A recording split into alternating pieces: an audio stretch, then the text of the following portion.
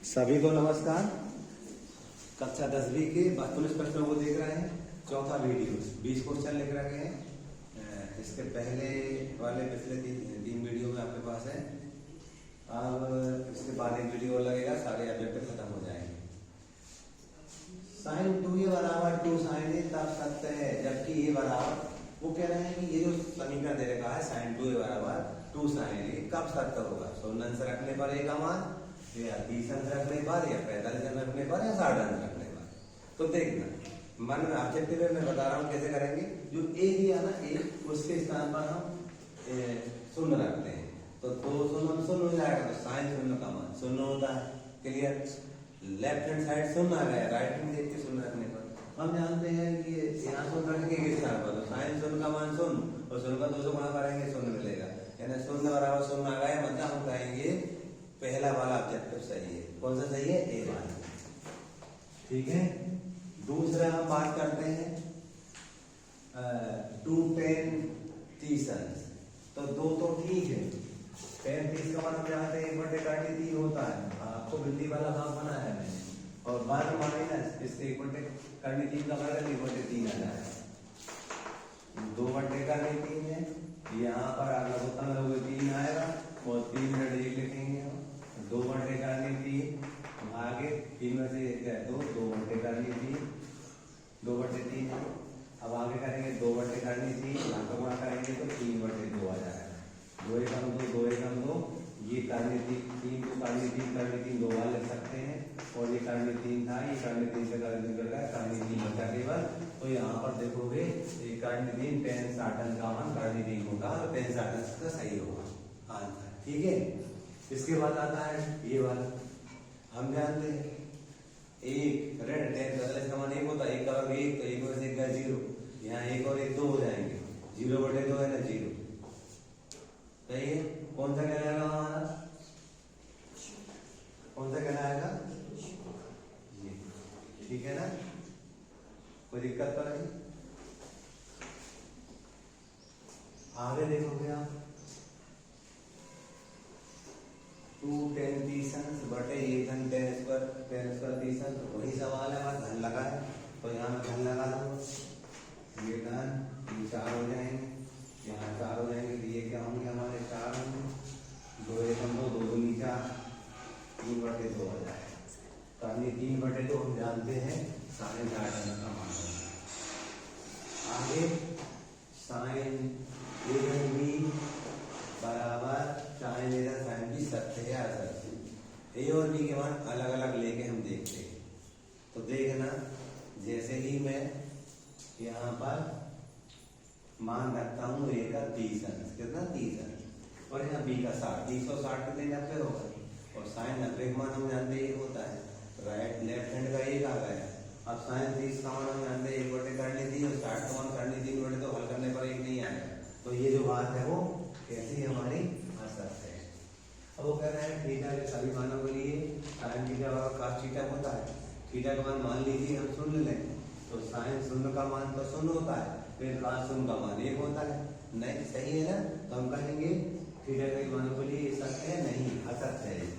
सब मान के लिए सत्य नहीं है, केवल 45 सत्य है। 45 का मान साइन 45 1/2 होता है, और cos का भी 1/2 होता है। सबके लिए सही नहीं है। समझ में आने वाला। आगे आप देखोगे a बराबर 0 रखने के बाद क्वांटिटी परिभाषित नहीं है, मतलब एक स्थान पर शून्य रख दो, काट शून्य का मान सही है, परिभाषित नहीं, इन्फिनिटी कहते हैं ना, परिभाषित नहीं है। तो परिभाषित नहीं है, तो यानी ये सत्य है हमारा। ठीक है। थीटा में वृद्धि होने के साथ साथ साइन थीटा के मान वृद्धि याद करने की बात हो गई। डेफिनेटली हम जानते हैं साइन शून्य का मान शून्य होता है, 30 का 1/2 का साइन 45 का 1/2, 90 का 45 60 का होता करने 3/2, और साइन 90 का 1 होता, तो बढ़ रहा है ना। तो कह रहे हैं क्या कह रहे हैं? इधर वृद्धि होने के साथ साथ साइन थीटा के मान में वृद्धि होती है। आगे ये सरल समीकरण है, x square theta minus r square theta बराबर 1 होता है। ठीक है। हमने याद कर रखा था ना, tan स्क्वायर थीटा बराबर sec स्क्वायर थीटा होता था। अभी यही है, sec स्क्वायर थीटा यही है, इसको डालेगा -tan स्क्वायर थीटा। तो देखा इसका मान 1 होता है। पक्षांतर सरफेस हमने याद करके सेकंड वाली पक्षांतर करने से ये इसका उत्तर एक आ है। ठीक है, ऐसे ये भी इसका उत्तर एक साधारण का तीसरी वाली से एक इसका उत्तर हो जाएगा। दो कार्यक्रम एक मिलती है। उन्नयन कोण की परिभाषा देखिए, हम जानते हैं दृष्टि रेखा और क्षैतिज रेखा के बीच बने कोण को उन्नयन कोण कहते हैं, लेकिन देखी जाने वाली वस्तु प्रेक्षक के ऊपर स्थित हो। सही है, तो हम यहाँ पर लिखेंगे परिभाषा में परीक्षा उन्नयन की कोई ना कोई बात मिलती है। दृष्टि रेखा तथा क्षैतिज रेखा के बीच के कोण को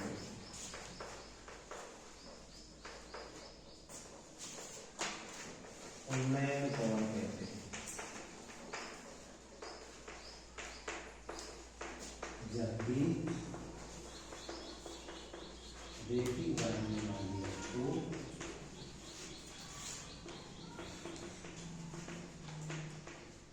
सबके ऊपर स्थित हो। ठीक है, ऐसे ही अलग कौन परिभाषा यही लिखेंगे हम, केवल कैसे करेंगे हम, यही लिखेंगे हम। दृष्टि रेखा और क्षैतिज रेखा के बीच बने कोण को हम अवधारण कोण कहते हैं।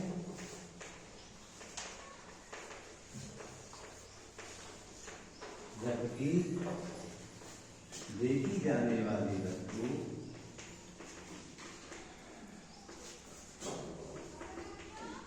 प्रेक्षक के नीचे स्थित हो, प्रेक्षक के नीचे स्थित हो।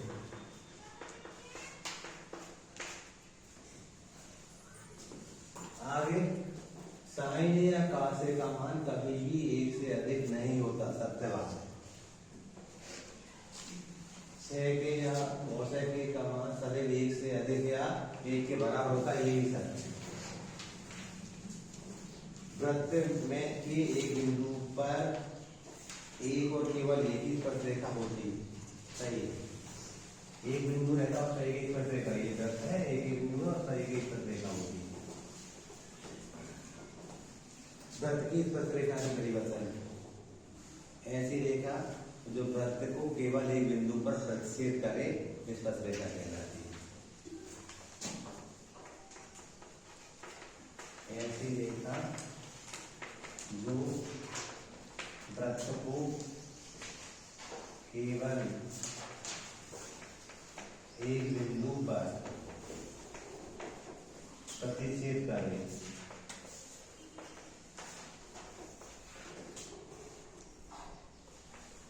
स्पर्शरेखा कहलाती है।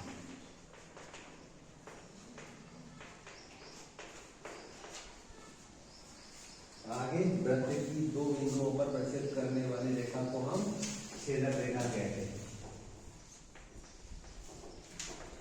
छेदक रेखा आपने देखा ये वृत्त होता है और दो बिंदु करते हैं उसको छेदक रेखा कहते हैं, ये छेदक रेखा होती है। आगे एक वृत्त की खलता समांतर रेखाएं होती है दो,